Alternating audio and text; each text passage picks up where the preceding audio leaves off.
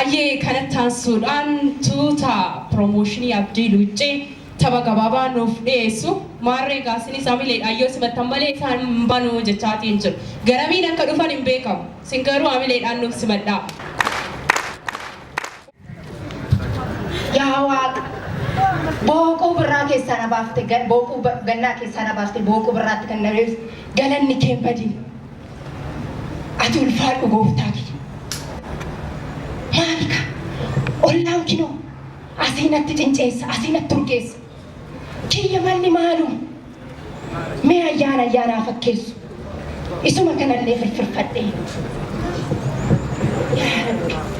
Yee warrana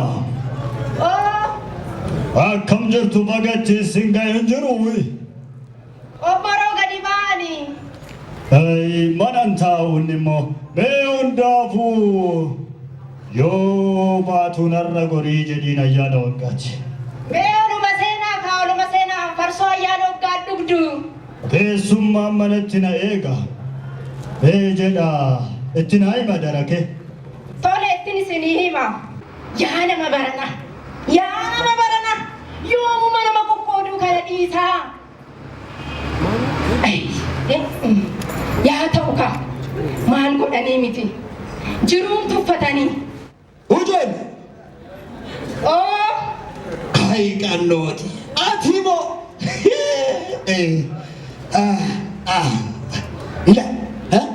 La namni ayyaana urgeeffataan. Atimo homa tokko kanumatti caljetteetuma teessa. Maal inni ati?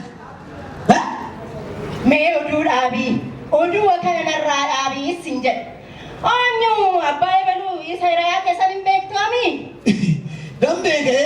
Kinoo narraan goree maaluma qaba wajjin koottaadhaa ammam kan nyaadhu ammam kan dhuguuf hin jedhe maali waan badaa jedhee deeme moo?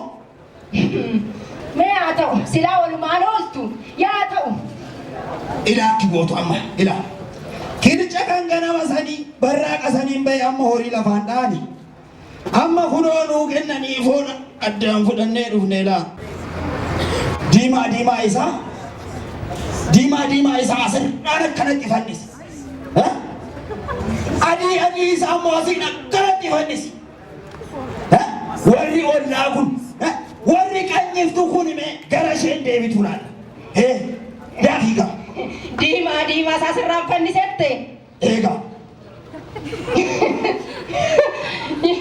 Yaa ta'u nan fannisa.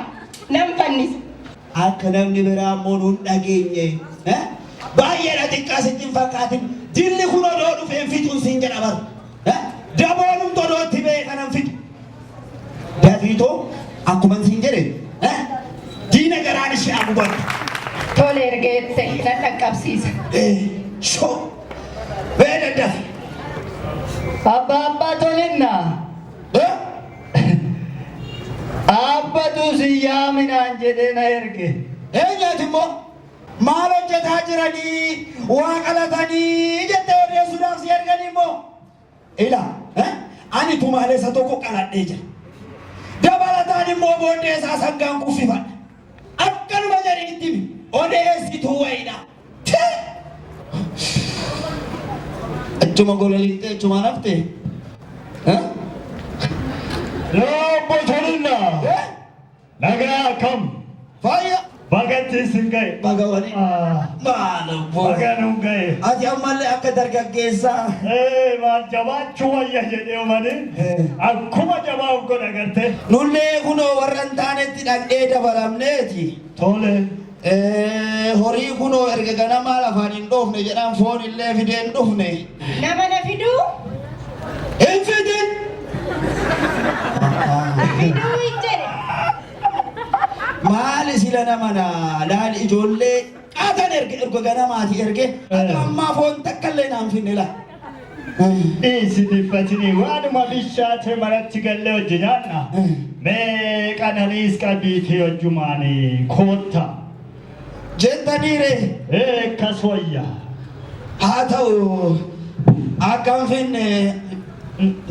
Maalii namana?